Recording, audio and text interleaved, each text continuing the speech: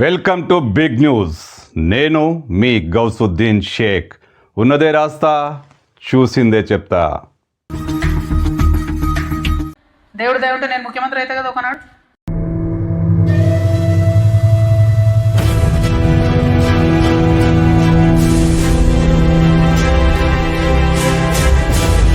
దేవుడు దేవుడు నేను ముఖ్యమంత్రి అయితే కదా ఒకనాడు. కవిత మాటలు వింటుంటే నిజంగా దేవుడు తలిస్తే, దేవుడు తలుస్తాడా లేదా తెలీదు, కానీ నిజంగా ఆ టైం వస్తే కవిత సీఎం అభ్యర్థిగా రంగంలోకి దిగితే తెలంగాణ రాజకీయాల్లో సరికొత్త చరిత్రకు నాంది పలికినట్టు అవుతుంది. తెలంగాణలో ముఖ్యమంత్రి అభ్యర్థిగా కవిత రంగంలోకి దిగే అవకాశం ఉంది. ఖచ్చితంగా కవిత తెలంగాణకు ముఖ్యమంత్రి పదవికి అభ్యర్థిగా నిలిచే అవకాశం ఉంది. ఎందుకంటే కవిత స్వయాన ముఖ్యమంత్రి కావాలని కోరుకుంటున్నారు. ఆమె జాగృతి రాజకీయ పార్టీగా అవతరించడం ఖాయం.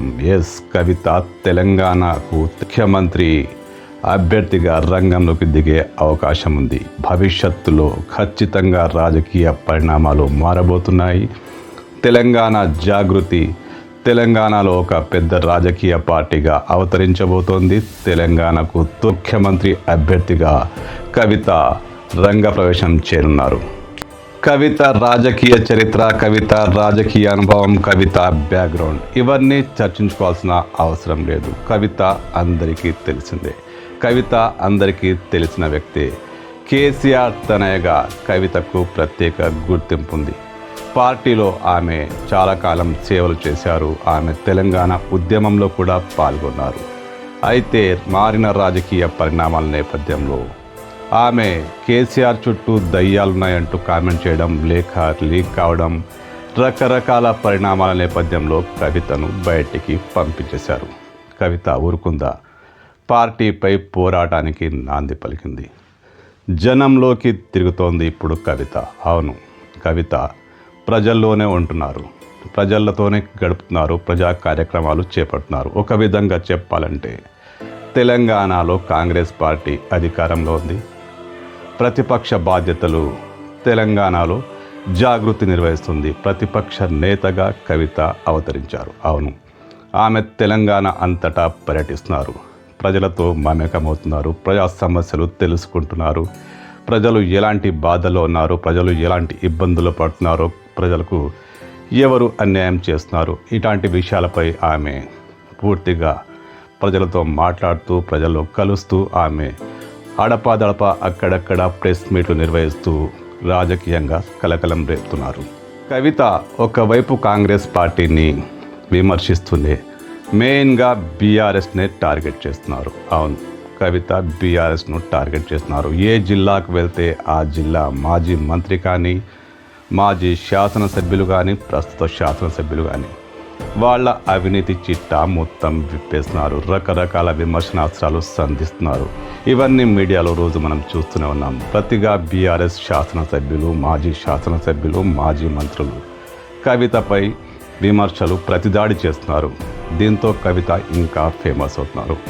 మొత్తానికి కవిత ఇటు కాంగ్రెస్ పార్టీ వైఫల్యాలను ఎండగడుతూనే మెయిన్గా బీఆర్ఎస్లోని అవినీతిని బయటపెట్టే ప్రయత్నాలు చేస్తున్నారు. బీఆర్ఎస్ నేతలని టార్గెట్ చేస్తున్నారు. సాక్షాత్ సోదరుడు కేటీఆర్ పైన కూడా విమర్శనాస్త్రాలు సంధిస్తున్నారు. మరీ ముఖ్యంగా హరీష్ రావు టార్గెట్గా ఆమె రాజకీయాలు చేస్తున్నారు. ఆమె జనాల్లో బాగా తిరుగుతున్నారు. ఆమె పర్యటనలకు ప్రజలు రావట్లేదని బీఆర్ఎస్ మీడియా గగ్గోలు పెడుతున్న, బీఆర్ఎస్ సోషల్ మీడియా రకరకాల పోస్టులు చేస్తున్న ఆమెకు స్పందన బాగానే ఉంది. ఆమె పబ్లిక్లో బాగానే తిరుగుతున్నారు. ప్రజల్ని బాగానే మచ్చిక చేసుకుంటున్నారు. ప్రజలతో బాగా కలుస్తున్నారు. వాళ్ళ సమస్యలు వింటున్నారు.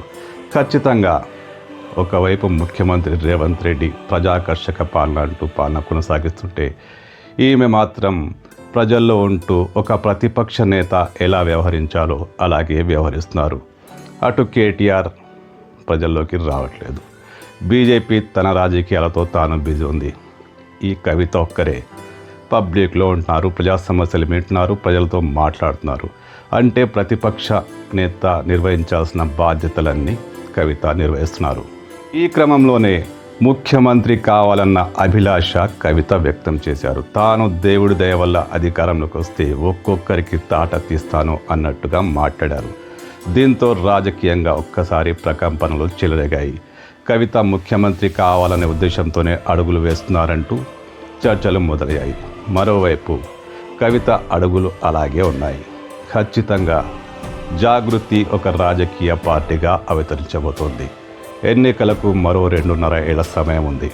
ఈ లోపల ఆమె తన సంస్థను జనాల్లోకి తీసుకెళ్లే ప్రయత్నం చేస్తున్నారు. జనాలతో దగ్గరయ్యే ప్రయత్నం చేస్తున్నారు. మంచి టైం చూసి రాజకీయ పార్టీ ప్రకటన చేయాలని కవిత డిసైడ్ అయ్యారట. ఇందులో భాగంగానే ఆమె వ్యూహాలు పన్నుతున్నారు. మరి ఎలా ఉండబోతుంది? కవిత సక్సెస్ అవుతుందా లేక అట్టర్ ఫ్లాప్ అవుతుందా? నామమాత్రం ప్రభావం చూపిస్తుందా లేక మంచి ప్రభావంతో ముఖ్యమంత్రి అవుతుందా? ఇవన్నీ పక్కన పెడితే తెలంగాణ రాజకీయాల్లో మాత్రం తొలి మహిళా ముఖ్యమంత్రి అభ్యర్థిగా కవిత రంగంలోకి దిగబోతున్నారు. ఏమో గుర్రం ఎగురనవచ్చు. రేపు బీఆర్ఎస్ బీజేపీ గత ఎంపీ ఎన్నికల్లో, నిన్నటి పంచాయతీ ఎన్నికల్లో లోపాయకారిగా కలిసి పనిచేసిన బీఆర్ఎస్ బీజేపీ బహుశా అసెంబ్లీ ఎన్నికల నాటికి పొత్తు పెట్టుకుంటాయేమో. మరోవైపు కాంగ్రెస్ బలంగా ఉంది. ఇప్పుడు ఆ పార్టీని ఎవరు ఎదుర్కొనే పరిస్థితి లేదు. మరోవైపు బీఆర్ఎస్కు, కాంగ్రెస్కు, బీజేపీకి పోటీగా కవిత రాజకీయ పార్టీ ఖచ్చితంగా రంగంలోకి ఉంటుంది. ఇవన్నీ జరిగితే బలాబలాల్లో తేడాలు రావచ్చు. కవిత గెలుస్తుంది, ముఖ్యమంత్రి అవుతుంది అని నేను అనట్లేదు. కానీ ఎవరినో ఓడిస్తుంది, ఎవరినో గెలిపిస్తుంది. ఏమో ఆ కొంచెం సీట్లు అటు ఇటు అయితే కవిత ముఖ్యమంత్రి అయినా ఆశ్చర్యం లేదు. ఇది రాజకీయం. రాజకీయాల్లో ఏమైనా జరగవచ్చు. ఎవరైనా ముఖ్యమంత్రి కావచ్చు. కాంగ్రెస్ పార్టీతో పొత్తు పెట్టుకోవచ్చు, మళ్ళీ బీఆర్ఎస్తో పొత్తు పెట్టుకోవచ్చు, ఏమైనా జరగవచ్చు. కానీ తెలంగాణకు తొలి ముఖ్యమంత్రిగా పనిచేసేందుకు కవిత అడుగులు వేస్తున్నారు. ముఖ్యమంత్రి అభ్యర్థిగా ఆమె రంగంలోకి దిగబోతున్నారు. ఇది పక్కా. దేవుడు దయ ఉంటే నేను ముఖ్యమంత్రి అయితే కదా ఒకనాడు.